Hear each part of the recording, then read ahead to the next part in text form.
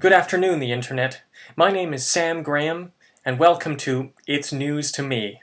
Today I'd like to address something that I personally am very passionate about. Net neutrality. Now, what net neutrality is it's the idea that the Internet is open and free for everybody to use. And the biggest risk to our Internet freedom are two things: bandwidth throttling and IP blocking. Now, the reason I think this is such an important thing for people to be aware of is because it's constantly under threat. We had two bills introduced in 2008 to deal with net neutrality.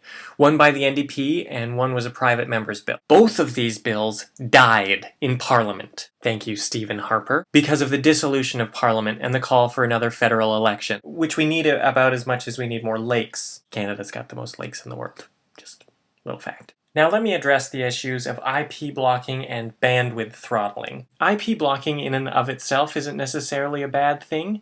It can be used to control child pornography content, as well as any other criminal content. The problem with IP blocking is that we don't yet have a public coalition set up to decide what and what should not be blocked. We need to set some terms before we hand over any control to private organizations and corporations. Now, as far as bandwidth throttling goes, this just all out bad. Google, who used to be a huge proponent for net neutrality, have totally jumped ship and jumped on board with Verizon in what they're calling a bilateral net neutrality trade agreement, which basically boils down to IP blocking to safeguard legitimate and legal content, which again I think should be in the public's hands and not a corporation's. And the second and far more disturbing part of that is that they want to provide extra bandwidth for those that can pay for it, which is definitely a bad thing if you believe in the democracy of the internet. You're going to have rich corporations with great websites that run incredibly fast and provide all the content that you could want. Meanwhile, little mom and pop shops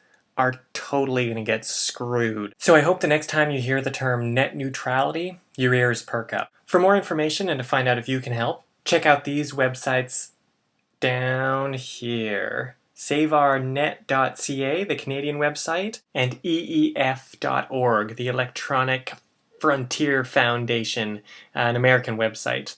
They're an American group that have been protecting internet rights since 1990. Thanks for watching It's News to Me. I'm Sam Graham. Think about it.